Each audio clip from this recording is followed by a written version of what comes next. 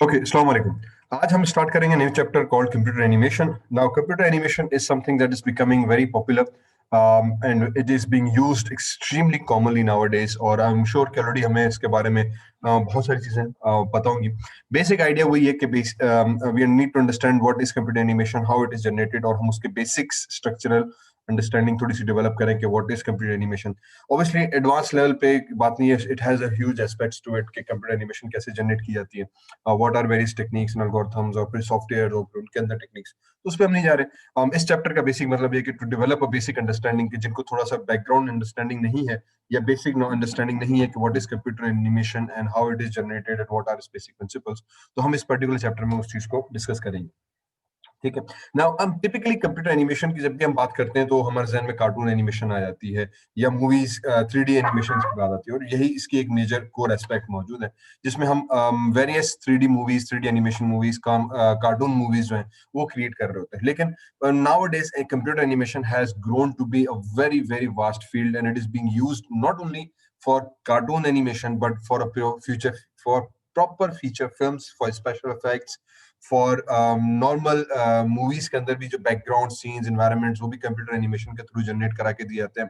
Computer animation के अंदर अभी अगर हम ओवरऑल बात करें तो ये ब्रॉडर अम्ब्रेला जिसके अंदर बहुत सारी चीजें हमारे पास आती हैं. इसमें स्पेशल इफेक्ट्स भी आ जाते हैं, जिसमें हमारे पास विजुअल इफेक्ट्स भी आ जाते हैं, जिसमें हमारे पास डायनामिक इफेक्ट्स आ जाते हैं, जिसमें कैरेक्टर इफेक्ट्स आ जाते हैं, कैरेक्टर रिजनरेशन आ जाती है, क्लॉथ एनिमेशन, रेन वगैरह बहुत सारी चीजें इसमें आ जाती हैं. तो ये एक सिंपल कार्टून जनरेशन की हद तक की बात नहीं है, इसके अंदर बहुत सारी चीजें हमारे पास इन्वॉल्व होती हैं. साथ साथ इसकी एप्लीकेशन अब बहुत ज्यादा हो गई है. Even in your mobile, for example जब आप एप्स यूज कर रहे हैं तो एप्स की एनिमेशन हो रही है, आपकी home screen swap and out हो रही है, एप्स लोड हो रही है, अनलोड हो रही है. डेस्कटॉप पे चले हैं तो वहां पे आपकी एप्लीकेशन लोड अनलोड होना, चेंज होना, आइकॉन्स चेंज होना, एनिमेट होना, ऑब्जेक्ट्स मूव होना. तो animation is not only done in terms of cartoons, it is done nowadays in terms of softwares as well. Softwares के अंदर भी एनिमेशन बहुत सारी हो रही है, डिफरेंट सॉफ्टवेयर्स हैं, पावर पॉइंट्स हैं फॉर एग्जांपल, तो वो एनिमेशन इफेक्ट्स क्रिएट कर रहे हैं. प्रेजेंटेशन प्रेजी है, they also create animation effects. Doodling effect आ जाता है, एनिमेटेड हमारे पास इफेक्ट्स क्रिएट होते हैं. साथ साथ हमारे पास इसके अलावा जो एनिमेशंस है वो हम वेब के ऊपर बहुत ज्यादा इस्तेमाल हो रहा है, जिसके अंदर हमारे पास वेबसाइट्स हैं, दे उसके जो कंपोनेंट्स एंड एलिमेंट्स हैं वो जावास्क्रिप्ट और सीएसएस के थ्रू हम एनिमेट करते हैं. उनके सेगमेंट्स हमारे पास एनिमेट होकर मूव हो रहे होते हैं depending on basically what you trying to do. So the concept is, the basic fundamental concept is same that, और फिर उसको एप्लीकेशन वाइज इस टाइम बहुत ज्यादा आगे प्रोसीड किया गया. तो whenever we hear the term computer animation, typical एक जो माइंडसेट है कि यार कार्टून बनाते हैं इसी को हम कंप्यूटर एनिमेशन कहते हैं, वो अब दुरुस्त नहीं है. Whenever we talk about animation, basically इसका मतलब है कि अब हम बहुत सारे जावियों के हिसाब से बात कर रहे हैं, बहुत सारी इसकी एप्लीकेशन है, डिफरेंट डायमेंशन, डिफरेंट मोड में. बेसिकली डिफाइनिंग कंप्यूटर एनिमेशन है क्या, फिर मैं उसके डायमेंशन और मोड्स पर बात करता हूँ. कंप्यूटर एनिमेशन को जब भी हम डिफाइन करते हैं तो computer animation is defined as animation about bringing various objects, various characters, various computer generated objects to life. ठीक है, कि जब हम कंप्यूटर से कोई चीज बनाते हैं, चाहे वो कोई भी चीज हो, फॉर एग्जांपल एक पेन हो या एक लकीर हो, उसको हम मोशन दे दें, उसको हम लाइफ दे दें, लगे कि वो चीज मूव कर रही है, वो हरकत में है, वो हमारे पास कंप्यूटर एनिमेशन बन जाता है. ठीक है, सिंपली इसको डिफाइनिंग. तो अगर आप एक आइकॉन बना रहे हो और आइकॉन आपका एनिमेट हो रहा है, मूव हो रहा है, तो एनिमेशन है. मींस एक स्टिल इमेज को आपने जिंदगी भर दी, उसमें लाइफ भर दी. जिंदगी की यही पहचान है कि बंदा जो है कंटिन्यूअसली हिल रहा होता है. ठीक है, अक्सर मूवीज में देखते हैं ना, वो चेक करने के लिए कि बंदा जिंदा है नहीं, तो वो लात मार के देख रहे हैं कि हिल रहा नहीं हिल रहा. तो सेम कॉन्सेप्ट है कि एनिमेशन के अंदर भी basically we try to see that whether your object is moving और नॉट. Okay, so once we give motion to an object, such as के object appears to be moving in a cycle or in a continuous motion, in a linear or a non-linear way, it doesn't really matter. But when an object is moving, अब object क्या हुआ? Object कुछ भी हो सकता है. आपका computer generated character हो सकता है, आपका एक आइकॉन हो सकता है, आपका थंबनेल हो सकता है, आपका बटन हो सकता है, आपकी एक लकीर हो सकती है, आपकी स्लाइड हो सकती है, आपका वेब पेज के इमेजेस हो सकती हैं. Anything that is basically moving with respect to time, obviously anything that is moving as if it appears कि वो ऑब्जेक्ट खुद ही से चेंज हो रहा है, शेप्स अपने हो रही हैं, that is considered as animation. Okay, moving something which can't move itself. In other words, we can define animation as कि we move something जो कि बजाते खुद नहीं move कर सकती using computers. Again, animation का एक बहुत बड़ा aspect computers के साथ जुड़ा हुआ है. एक major definition का ऐसा जो हम जो इस particular course में भी cover करेंगे वो computer से generated है. So whenever we talk about moving something, it is not physical motion. So for example, अगर मैं physically किसी भी चीज को उठा के move करूं, if I have a pen, तो अगर मैं इस pen को physically move कर रहा हूं, ठीक है, this is not animation. Okay, again because this is a physical motion, मैं हाथ से खुद को मूव कर रहा हूँ, ये मेरा physical motion है, it has nothing to do with animation. However, इसी पेन का मॉडल अगर मैं कंप्यूटर में क्रिएट करूं या इस इमेज को लेके मैं कंप्यूटर में जाऊं और फिर उस इमेज को मैं कंप्यूटर के थ्रू मोशन दूं, क्योंकि कंप्यूटर में बेसिकली एवरीथिंग इज स्टैटिक, ठीक है, उसको जब हम कंप्यूटर के थ्रू एनिमेशन देते हैं, this is when it becomes what we call animation. तो अगर ये पेन को मैं कंप्यूटर में ड्रॉ करूं, बनाऊं या इसके इमेज लेके कंप्यूटर में लाऊं और फिर कंप्यूटर के थ्रू, सॉफ्टवेयर्स के थ्रू मैं इसको इस तरह का मोशन दूं, now this motion is considered as an animation. That is what we mean. तो इसीलिए हम लफ्ज कंप्यूटर का जो इस्तेमाल है वो बहरहाल बार बार करते रहते हैं with respect to whenever we talk about animation. मैंने कहा कि मेजर एस्पेक्ट, कुछ एस्पेक्ट इसका कंप्यूटर से ताल्लुक नहीं रखता, जिसको हम हैंड ड्रॉन एनिमेशन भी कहते हैं. So there is a one major aspect of hand drawn animation, जिसमें बेसिकली आप हाथ से ड्रॉ करके भी एनिमेशन बनाते हो, जिसको सेल एनिमेशन भी कहा जाता है, हैंड ड्रॉन एनिमेशन भी कहा जाता है, लेयर्ड एनिमेशन इफेक्ट भी कहा जाता है, ट्रेडिशनल एनिमेशन टेक्निक्स भी कहा जाता है. ये एक और एस्पेक्ट है कि हाथ से बना के हम एनिमेशन बना रहे होते हैं. फिलहाल इस पे आगे बात करेंगे. So major as I said, anything that you give motion to, आप कंप्यूटर्स के थ्रू किसी भी चीज को मोशन दो, चाहे वो इमेज हो, आइकॉन्स हो, लोगोस हो, पेंसिल का मार्क हो, चाहे आपका माउस पॉइंटर हो, if it is moving automatically, not with, अब यहाँ तो सेंसर के थ्रू हम कंट्रोल कर रहे हैं उसको मोशन को, लेकिन ऑटोमेटिकली अगर मूव करना तो हम उसको एनिमेशन का नाम देते हैं. Anything that is moving in your system, any object that is moving, basically वो कंप्यूटर एनिमेशन की डेफिनेशन में आता है. ठीक है, सबसे पहले जो हमारे पास एनिमेशन का एक इफेक्ट क्रिएट हुआ था, और at least once recognised way of animation was known as Luxo junior.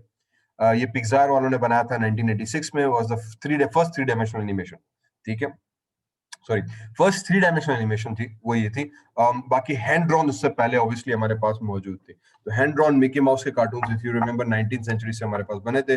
First 3D computer generated animation जो थी वो हमारे पास 1986 में आई थी. So this was basically what we refer to as the first era of computer animation generation. If you remember or if you watch any of your Pixar movies, तो वहां पे चाहे आप कोई भी पिक्सार की एनिमेटेड मूवी देखें तो आपको ये वाला लोगो, ये एक लैंप हमेशा जंप करता हुआ नजर आता है.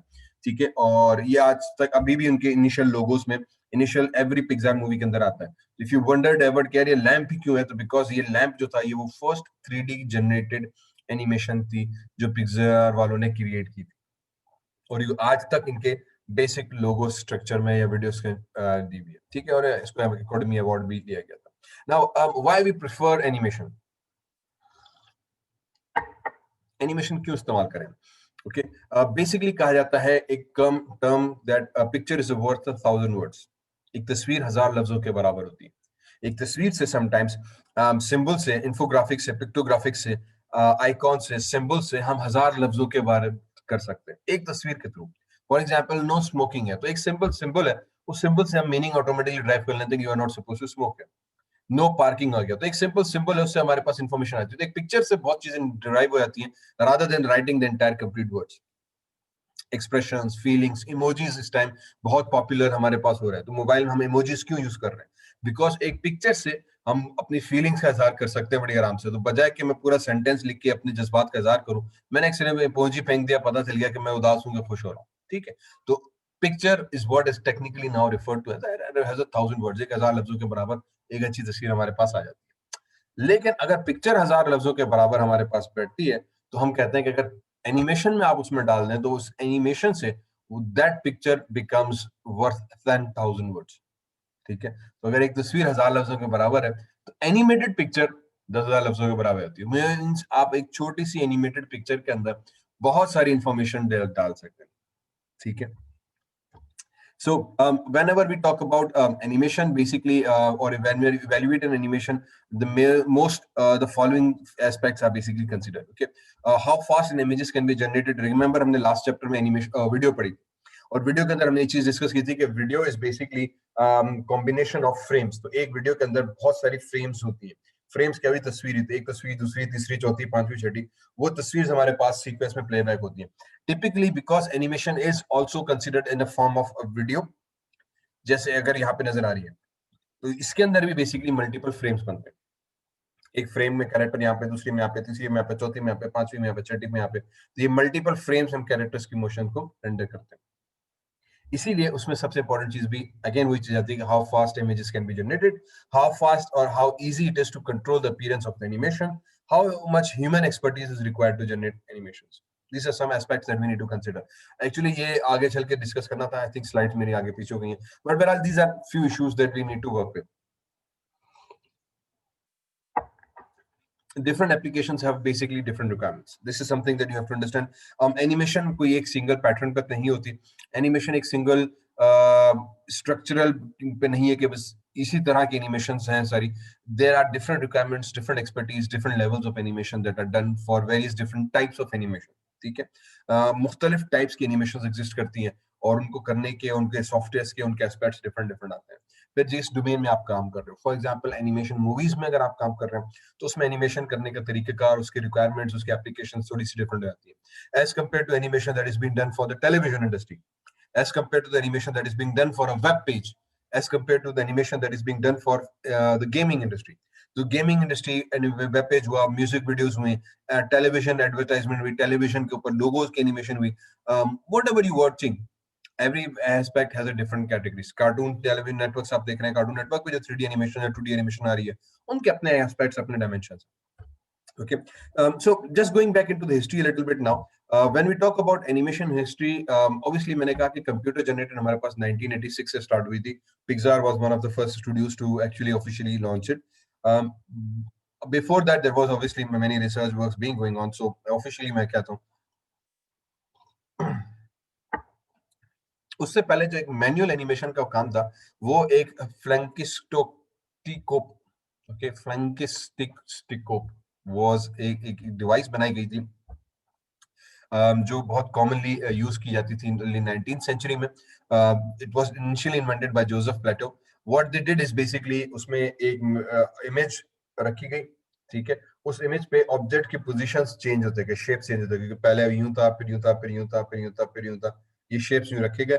फिर एक होल बनाया गया था उसमें मुख्तलिफ, जहां पे उसके पोज चेंज हो रहे हैं, और फिर वो मिरर के सामने रख के जब उसको जोर से प्लेबैक किया गया और वो एक होल से जब आप देख रहे थे, इट अपीयर्ड कि वो जो ऑब्जेक्ट्स था वो बेसिकली मूव हो रहा था. यहाँ से हैंड ड्रॉन एनिमेशन के कॉन्सेप्ट्स हमारे पास कैरी फॉरवर्ड हुए थे. And even it had its own rotating device that आप उसको रोटेट करते हैं और जब आप उसको एंगल से देखेंगे तो इट अपीयर्ड कि वो जो कैरेक्टर आपने ड्रॉ किए हुए थे they were basically animated. Okay. Similarly, another devices and more devices initially were developed in which basically character motions या जो objects थे उनकी positions एक frame by frame तब्दील हो रही.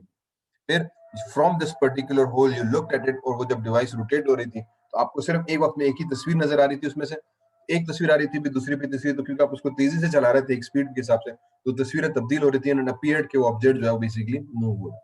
इस तरह से ये एनिमेशन इफेक्ट्स क्रिएट किए गए. इसमें जो बेसिक फंडामेंटल ये था कि आप ऑब्जेक्ट्स के मोशन की तस्वीरें को कैप्चर करें. सो फॉर एग्जांपल एक साइंटिस्ट था एडवर्ड माइब्रिज, 1952 में आई बिलीव मुख्तलिफ कैरेक्टर्स की एनिमेशन तस्वीरें ली थी रियल कैरेक्टर्स की, तो और उसको फिर फ्रेम बाय फ्रेम ब्रेक किया था. और फिर यहाँ से बहुत सारे एस्पेक्ट्स हमारे पास फर्दर जनरेट हुए थे कि how to actually understand objects. तो इसने क्या किया कि एक ऑब्जेक्ट्स को मूव किया, फॉर एग्जांपल हॉर्स, कैमरा रखा और फिर उसके जो मोशन को था उसने बिल्कुल फ्रेम बाय फ्रेम तोड़ा. तो यहाँ पे you can see this frame very clearly. एक फ्रेम में लेग ऊपर, फिर दूसरे में लेग स्ट्रेच हुई, फिर तीसरी लेग बैक हुई, फिर आगे वाली जो लेग थी वो जमीन पे गई तो दूसरी लेग ऊपर उठ रही और पीछे की दो लेग्स, एंड एक एक मोशन को उसने ब्रेक किया. अब जब ये मोशन आप प्लेबैक करोगे, एक फ्रेम, दूसरी, तीसरी, चौथी, पांचवी, छठी, वही जैसे हमने वीडियो की बात की, वही एनिमेशन, तो उसमें आपको लगेगा कि कैरेक्टर आपका मूव होता हुआ नजर आ रहा है. इसमें भी वही चीज की गई थी, इन डिवाइसेस के अंदर भी वही चीज की गई थी कि जहां पे आपके मोशन को बेसिकली ब्रेक किया गया फ्रेम बाय फ्रेम. ठीक है, कि उस फ्रेम, अब फ्रेम बेसिकली अगेन वीडियो के हिसाब से बात कर रहे हैं. इमेज के अंदर ये एक इमेज ली, दूसरी इमेज ली, तीसरी इमेज ली, चौथी इमेज ली, लेकिन because this sequence of images video के एस्पेक्ट में इवन इन एनिमेशन एस्पेक्ट हम लव यूज करते हैं फ्रेम बाय फ्रेम। तो वीडियो का जो कॉन्सेप्ट है वही बेसिकली एनिमेशन में कैरी फॉरवर्ड होता है कि it requires frame by frame motion of objects, और it requires frame the motion basically इसको जनरेट करना चाह रहे हैं। It requires it to be a frame by frame captured which where motion is changing, ठीक है, ताकि उसके एनिमेशन इफेक्ट नजर आ सके। तो जब हम एनिमेशन करते हैं तो उसमें फ्रेम बाय फ्रेम ऑब्जेक्ट की पोजीशन चेंज करते जाते हैं, हर फ्रेम में और दूसरी फ्रेम से कंपेयर करते हैं तो उसके मोशन में थोड़ी तब्दीली आती है, फिर अगले फ्रेम में थोड़ी मोशन में तब्दीली आई। मोशन से तब्दीली का मतलब ये कि उसकी पोजीशन हुई, उसकी रोटेशन हुई, उसकी साइज हो सकता है, उसका कलर हो सकता है, उसकी ओरिएंटेशन हो सकती है, anything that is basically required to be changed. फिर एक इफेक्ट क्रिएट किया गया था, अब just for this again information called bullet time scene.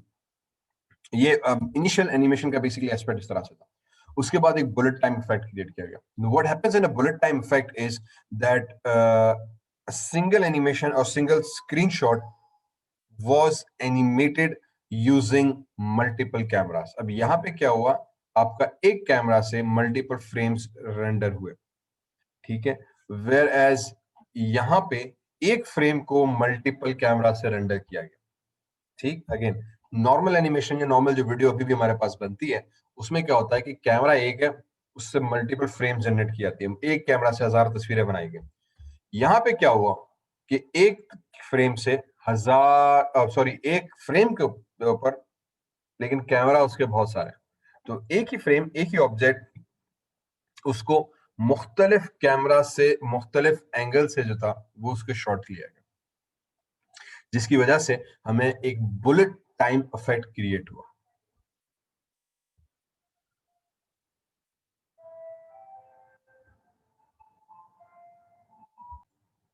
Okay तो इस सीन में बेसिकली क्या हुआ था कि वन सिंगल फ्रेम, कैरेक्टर अपनी जगह पे खड़ा था, that same frame was shot with 120 cameras. तो उसको स्पेशल एक रिग बनाई गई थी, पूरे स्पेशल स्टैंड्स में 120 कैमरास एक सीक्वेंस में रखे गए थे, और वो पूरी सीक्वेंस में आ रहा था। तो उसमें क्या होगा, कैरेक्टर अपनी जगह पे खड़ा था तो उस एक ही शॉट को 120 कैमरास ने डिफरेंट एंगल से कवर किया था, और फिर वो 120 फ्रेम्स लेके उसके जैसे एनिमेशन बनाएगी तो इट सीम्ड कि यार कैरेक्टर के गिर्द कैमरा घूम रहा, कैरेक्टर स्टिल खड़ा है।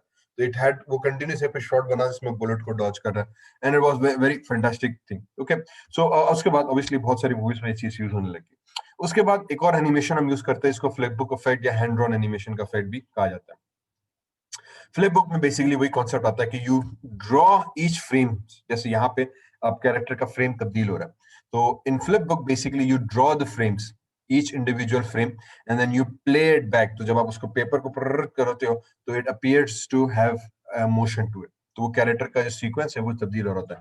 तो एक पेज पे हाथ ऊपर, दूसरे पे हाथ थोड़ा नीचे, तीसरे पे हाथ नीचे, चौथे पे नीचे, ऐसे करते करते सर्टेन मोशंस जो है आप मैन्युअली ड्रॉ करते हो, each on each separate different page, and then when you play it back basically it creates that effect of motion.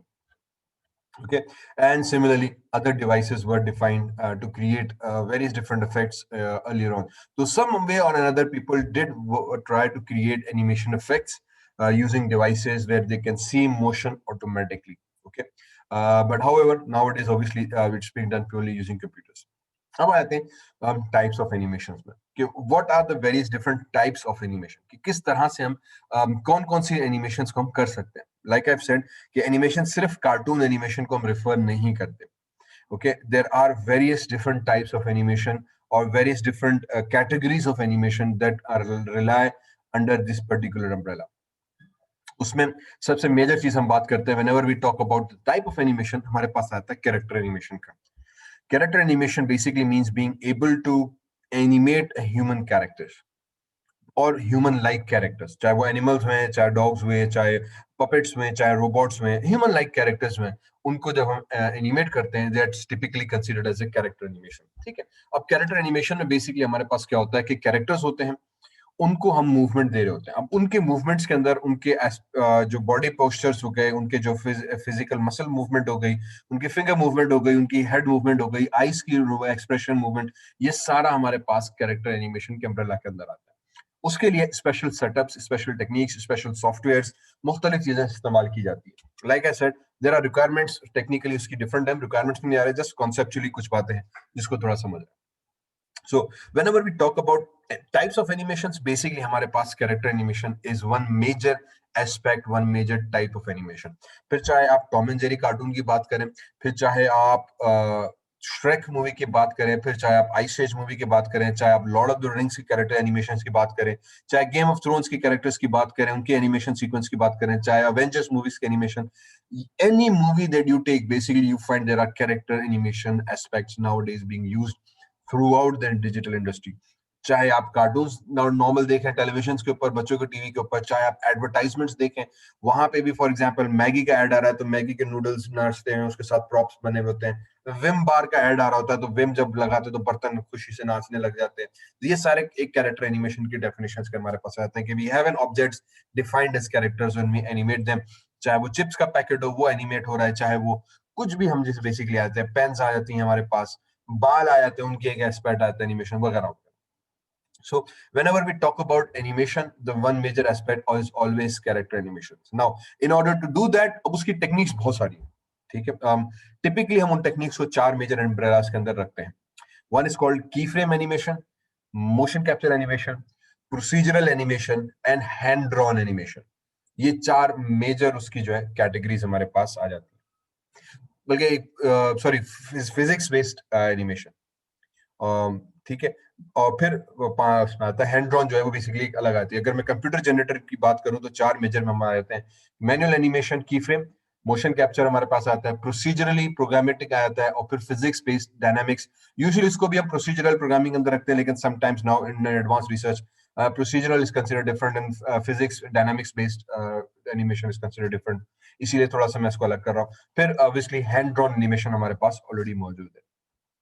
अब की फ्रेम के अंदर क्या होता है कि when we want to create an animation using a key frame animation, वहां पे जैसे मैंने प्रीवियसली हॉर्स के मोशंस के आपकी रेफरेंस दिखाया था, ठीक है। हियर तो यहाँ पे ऑब्जेक्ट का मोशन फ्रेम बाय फ्रेम तब्दील हो रहा है, और जब हम इसकी एनिमेशन बनाना चाहेंगे तो मुझे भी ये फ्रेम्स अब मैन्युअली क्रिएट करनी होंगी, where objects motion is changing. This is how we do animation. Now again, how we do animation, थोड़ा सा दोबारा से आ जाता है। जब हम एनिमेशन करते हैं, ठीक है, तो हम same frame by frame concept लेते हैं। Animation usually is done manually, where we use an apply technique called key frame. होता इसमें भी वही है कि अगर मुझे इस आर्म को भी मूव करते हुए दिखाना है, तो मुझे इसकी एक फ्रेम पे पोजीशन रिकॉर्ड करनी है, दूसरी पे, तीसरी पे, चौथी पे, पांचवी पे, छठी पे, सातवीं पे, ठीक। और मुझे इसकी मैन्युअली ये फ्रेम्स क्रिएट करनी पड़ेंगी। If I am going to animate a simple pen, ठीक है, मुझे सिंपल पेन को एनिमेट करना है, तो इसको भी एनिमेट करने के लिए मुझे उसकी frame 1, frame 2, frame 3, frame 4, frame 5, frame 6, H frame को क्रिएट करनी पड़ेगी। उस पर उसके मोशन को दिखाना पड़ेगा कि ये फ्रेम 1 पे इसका ऑब्जेक्ट मोशन ये है, एक इमेज। दूसरी फ्रेम पे इसका मोशन थोड़ा सा टिल्ट हुआ, दूसरी फ्रेम। तीसरी फ्रेम पे मोशन, चौथी फ्रेम पे मोशन, पांचवी फ्रेम पे मोशन, छठी फ्रेम पे मोशन। हम उसके ईच इंडिविजुअल ऑब्जेक्ट के मोशंस को रिकॉर्ड करते हैं। इस चीज को कहा जाता है की frame animation. Key means we record the key poses, key features, key dynamic changing in its aspects. Orientation हुई, रोटेशन हुई, ट्रांसफॉर्मेशन हुई, उसकी की चेंज को, जहां पे उसकी पोजीशन चेंज हो रही है, उसकी की फ्रेम्स को हमने रिकॉर्ड किया, फिर दूसरी फ्रेम को रिकॉर्ड किया, फिर तीसरी फ्रेम को रिकॉर्ड किया, फिर चौथी फ्रेम को रिकॉर्ड किया। इस तरह करते करते हर कैरेक्टर के जो पूरा मोशन है उसकी हर फ्रेम को हमने बेसिकली रिकॉर्ड करना है, सेव करना है, सिस्टम में उसकी फ्रेम बना के रखना होता है। अगेन मैंने कहा टेक्निकल साइड पे नहीं आते, वो सॉफ्टवेयर के ऊपर फिर आगे बात करेंगे। So this is what basically free frame does. So even in this example, for example, you can see कि कैरेक्टर है फर्स्ट, तो उसके ये फ्रेम 1 हुआ जिसमें ही बॉडी उसकी झुकी, उस पॉइंटिंग टुवर्ड्स द थिंग, ये इसका की पोज हुआ। फ्रेम 1 में हमने इसका पोज रिकॉर्ड किया। फिर फ्रेम 2 में हमने दिखाया कि फॉर एग्जांपल फ्लावर ने एकदम से उसको कहा, और फिर उसकी फ्रेम की बॉडी की पोजीशन एकदम से फ्रॉम दिस पॉइंट तो एकदम से वो तब्दील हो गई। This is frame 2 for example. Then frame 3 में वो एकदम से पलट के उसके ऊपर गुस्सा हो रहा है। तो ये तीन फ्रेम्स फॉर एग्जांपल हमने क्रिएट की, जिसमें ऑब्जेक्ट की पोजीशंस को हमने तब्दील किया, उसके बॉडी के पोजीशंस को, उसके हैंड्स की लोकेशंस को, उसके elbows, wrist, joint, spine, legs, ये सारे मोशन उसके बॉडी को हमने मैन्युअली मूव करके फ्रेम क्रिएट किया, उसकी फ्रेम्स की वैल्यूज को रिकॉर्ड किया। This is called key frame animation. So alternatively, what we do is we create something called motion capture animation, in which a real character is involved. अब यहाँ पे हमने software के थ्रू पूरा किया था. मोशन कैप्चर के अंदर क्या होता है कि हमने एक रियल कैरेक्टर उठाया, उसकी बॉडी के ऊपर स्पेसिफिक सेंसर्स और या सेंसर डिटेक्शन मार्कर पॉइंट्स लगा दिए, ठीक है, और फिर using special sensors at the front और ऑन द बॉडी इटसेल्फ जगह लगे हुए हैं, ठीक है, उन सेंसर से अब आप जब मूव करोगे तो आपकी बॉडी की मूवमेंट, उसकी पोजीशन रिकॉर्ड की जाती है, और वो position from real character to a 3D character using specific equipments and systems and software वो ट्रांसफर की जाती है. तो उससे ये होता है कि जहां पे मुझे इस कैरेक्टर को एनिमेट करने के लिए अगर पूरा एक दिन लग जाएगा, वहां पे ये सेम मोशन में 3 से 5 मिनट के अंदर कर दूंगा, और फिर उसके फाइन ट्यूनिंग और करेक्शन में मुझे 1 से 2 घंटे और लगेंगे, and I can obtain a complex animation very quickly as well. But obviously motion capture के लिए आपको equipment, sensors, persons, technical data, वो सब चीजें चाहिए होती है, जहाँ पे इंफॉर्मेशन को आप कंप्यूटर से ट्रांसफर, सेंसर से ट्रांसफर करो, 3D कैरेक्टर के ऊपर अप्लाई करो. But this is being now done in industry to very large extent, ठीक है. तकरीबन तमाम मेजर मूवीज के अंदर इस टाइम हमारे पास जो है वो मोशन कैप्चर के थ्रू एनिमेशन ली जाती है, बिकॉज इतने सारे कैरेक्टर्स होते हैं, उन सबको एनिमेट करना होता है, तो मैन्युअली एक एक को करने बैठे तो वो फिर साल लग जाएंगे, और उमूमन लगते हैं 3D मूवीज के अंदर, ठीक है. लेकिन वही मोशन जो है, अगर आप मोशन कैप्चर से लेते हो तो वो आप बड़ी क्विकली और बड़ी आसानी से आप 15-20 दिनों के अंदर पूरा सीक्वेंस को क्रिएट कर लेते हैं. So that's one thing. Okay. तो जब भी हम कैरेक्टर एनिमेशन की बात करते हैं तो we either talk about keyframe, motion capture. Now keyframe जब बात आएगी तो keyframe is one of the most traditional and popularly used manual animation technique. और इसी के ऊपर हम आगे बहुत सारी चीजों के ऊपर काम कर रहे होते हैं. Even HTML के अंदर या CSS JavaScript थ्रू भी हम एनिमेशन पे काम कर रहे होते हैं. तो we take the key poses or key frames or key locations and time of an object. उस हिसाब से उसको बात कर रहे होते हैं. तो की फ्रेम हमारे पास इज वन थिंग जो बहुत ज्यादा कॉमनली इस्तेमाल की जाती है एनिमेशन टेक्निक के अंदर, ठीक. अब एनिमेशन टाइप्स की बात कंटिन्यू करें तो एक हमने कैरेक्टर एनिमेशन की बात की थी. कैरेक्टर एनिमेशन से आगे हम जब बढ़ते हैं तो हमारे पास दूसरी टाइप ऑफ एनिमेशन आती है, facial animation. Now, usually this comes under the umbrella of character animation, but in current trend, this has become a separate type and separate entity and separate field itself. Being able to create face skeleton, face muscles, and represent that accurately on 3D characters, और फिर उनको accurately उन expressions को animate करना itself एक complete science है, itself एक complete task है, जिसके पीछे special professionals बंदे बैठे होते हैं that are dedicated to understanding the expressions on a 3D character और on a human character, और फिर उनको आपस में ट्रांसफर करते हैं कि मुझे जो एक्सप्रेशंस दिखाने हैं वो मैं 3D के ऊपर कैसे दिखाऊं. तो ये एक अलग टाइप ऑफ एनिमेशन है where people, dedicated team of people, dedicated professionals हैं, वो बैठ के इस एनिमेशन के ऊपर काम कर रहे होते हैं. ऑब्वियसली इसकी भी अपनी पूरी लॉजिक और सेटअप्स हैं, जा रहे होते हैं. उसमें हमारे पास एक और टीप आती है. Again now this comes under face animation itself. Sometimes separately भी डील किया जाता है, लेकिन विद इन फेस एनिमेशन हमारे पास एक लिप सिंक्रोनाइजेशन का एक और एस्पेक्ट आ जाता है. Here again, if I have a 3D character, so how should the 3D character speak so that it looks more realistic? जब हम बात कर रहे होते हैं तो lot of the time when we are talking to somebody, they tend to look at our lips. Lip reading एक inherently हमारे पास सिस्टम में मौजूद है, हमारे ब्रेन ने ट्यून किया हुआ है हमें कि जब भी हम किसी से बात करते हैं तो उसके होंठ जब हिलते हैं तो हमें उससे आवाज को समझना, उसको पहचानना, वो क्या अल्फाज अदा कर रहा है, बहुत ज्यादा कनेक्शन होती है. अगर कभी कभी ऐसा होता है ना कि आप मूवीज देख रहे हैं और मूवी और साउंड में अगर सिंक्रोनाइज नहीं होते यूट्यूब पे, या कभी कभी टेलीविजन में साउंड और सिंक्रोनाइजेशन ब्रेक हो जाती है, तो वीडियो पहले चल रही होती है, साउंड बाद में आ रहा होता है, and you completely don't understand what's going on. Sometimes आप म्यूट कर लेते हो और आप टीवी में देख रहे हो तो कैरेक्टर रिव्यू कर रहे हो तो आपको कुछ समझ में नहीं आ रहा होता है. अगर सिर्फ आपको आवाज नजर आ रही है और स्क्रीन स्टिल हो जाती है तो आप तब भी मतलब कनेक्शन नहीं बैठ पाता कि हो क्या रहा है. So because our brain has over the years continuously we have been tuned कि हम जब भी किसी को बात करते हुए देखते हैं तो उसके लिप्स को मूवमेंट को जरूर नोटिस करते हैं कि वो क्या बोल रहा है, और उस बेस पे हम अक्सर वर्ड्स को पहचानते हैं, पकड़ते हैं, समझते हैं. यही same science goes inside lip synchronization in character animation.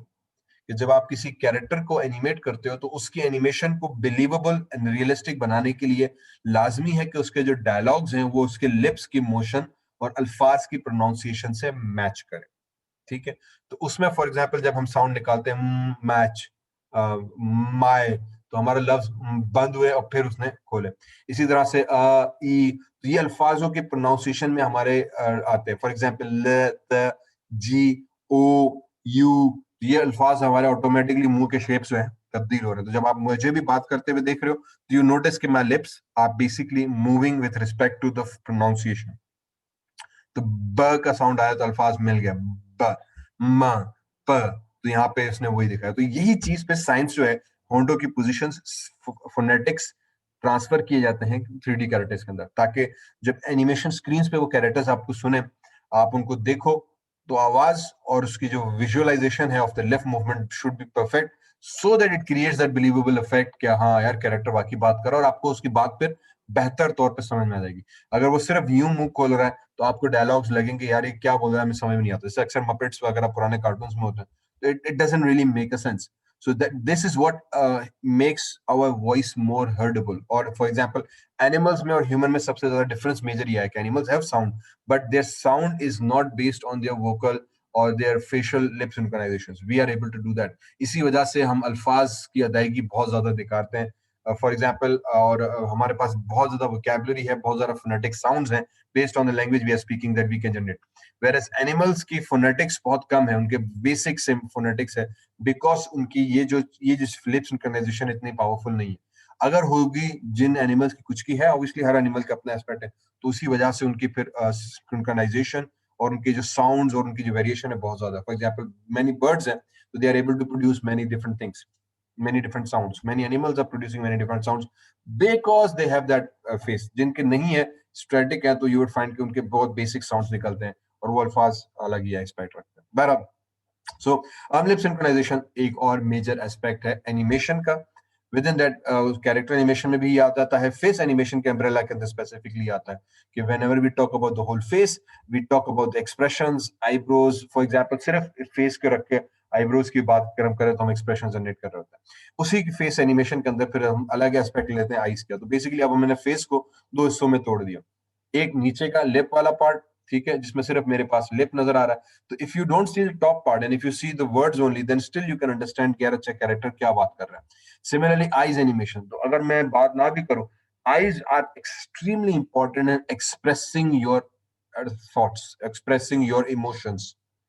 Eyes and eyebrows, आप क्या बात कर रहे हो, किस तर्ज पे बात कर रहे हो, आपकी आईज एंड योर आईब्रोज, ये दो चीजें जो है इनकी सिंक्रोनाइजेशन कमाल है कुदरत की तरफ से। और यही दो चीजें मिलकर आपकी एक्सप्रेशंस को, आपकी फीलिंग्स को, आपके जज्बात को शो करती है। विदाउट द माउथ, सिर्फ ये दो चीजें, ठीक है, कि I am angry, I am shocked, I am sad, ठीक है, ये फेस के एक्सप्रेशन ही जो है ना, आपको बता देंगे कि भाई मेरा एक्सप्रेशन क्या है, मैं क्या फील कर रहा हूँ, मैं क्या कहना चाह रहा हूँ। इसीलिए ये एक अलग साइंस है।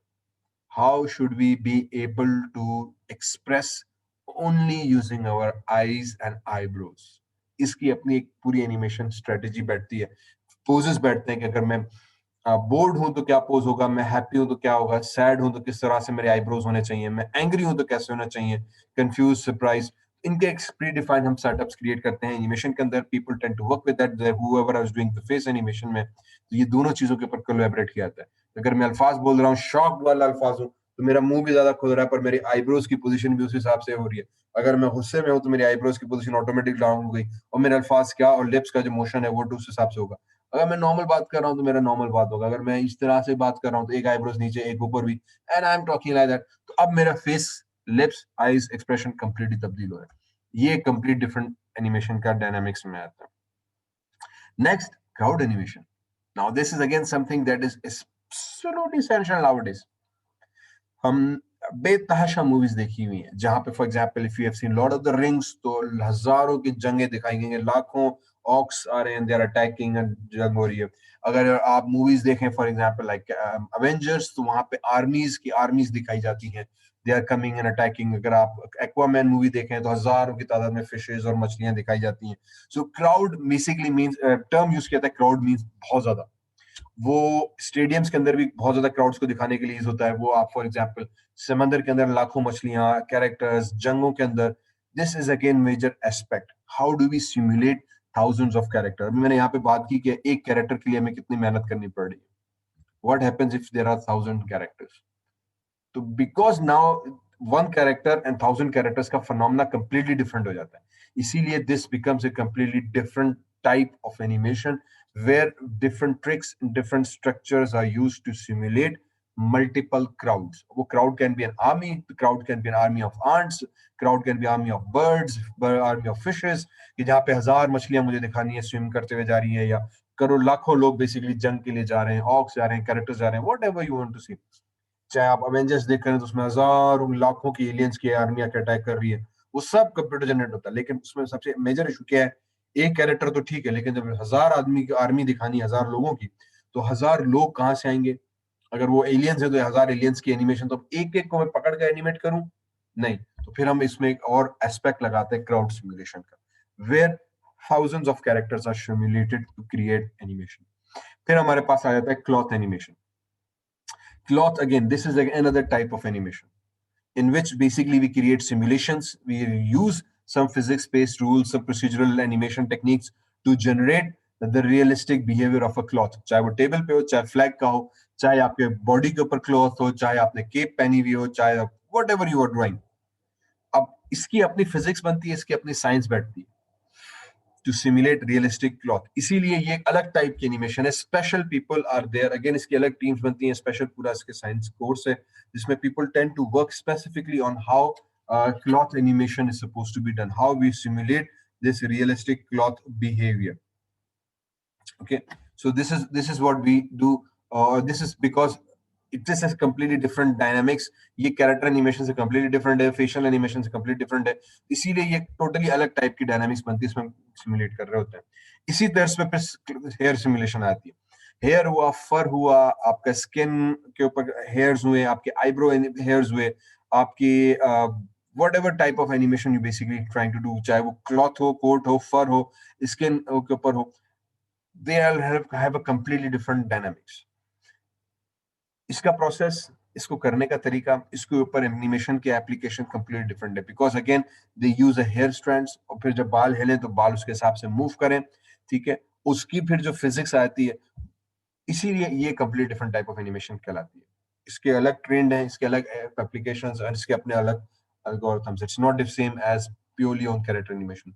सो obviously it is done, if अगर कैरेक्टर के ऊपर है तो प्योर कैरेक्टर के ऊपर रखा जाता है, लेकिन इसको अलग से भी हम सेटअप करते हैं, उसको अलग से किया जाता है इनफैक्ट, ठीक है। तो वो कैरेक्टर एनिमेटर अलग एनिमेटर होता है, हेयर सिमुलेशन या फर सिमुलेटर आर्टिस्ट या हेयर एनिमेटर आर्टिस्ट वो अलग होते हैं। कैरेक्टर एनिमेटर कैरेक्टर के ऊपर एनिमेशन करके उनको देता है, फिर हेयर वाले उनके ऊपर हेयर फिट करके उसकी एनिमेशन देखते हैं कि अगर सर हिल रहा है तो उसके हिसाब से एनिमेशन कैसे होनी चाहिए, अगर बॉडी के ऊपर एनिमल के ऊपर फर है तो उसकी एनिमेशन कैसे होनी चाहिए। Similarly fluids and dynamic and fluid effects कहते हैं, एक्सप्लोजन इफेक्ट्स कह लें, फायर इफेक्ट कह लें, स्मोक इफेक्ट कह लें, these are various different type of dynamic simulations as well. तो उसमें फ्लूइड इफेक्ट एक कंप्लीट डिफरेंट टेक्निक है जिसके अंदर पानी को दिखाया जाता है, सैलाब आ रहा है, पानी आ रहा है, नलके से पानी गिरने से लेकर whatever you want to do, realistic oceans बनाना, रियलिस्टिक रिवर्स बनाना, एक्वामैन के अंदर पूरे का पूरा समंदर के रियलिस्टिक सीन्स बनाए गए थे, वो पूरी हमारे पास एनिमेशन इफेक्ट्स सारा कंप्यूटराइज था। इस तरह से बेतहाशा nowadays movies are made in which completely simulated water and ocean effects are shown using computer generated। तो उसमें पानी के इफेक्ट की एनिमेशन, अगेन उसकी फिर logic structure animation type completely different रहती है।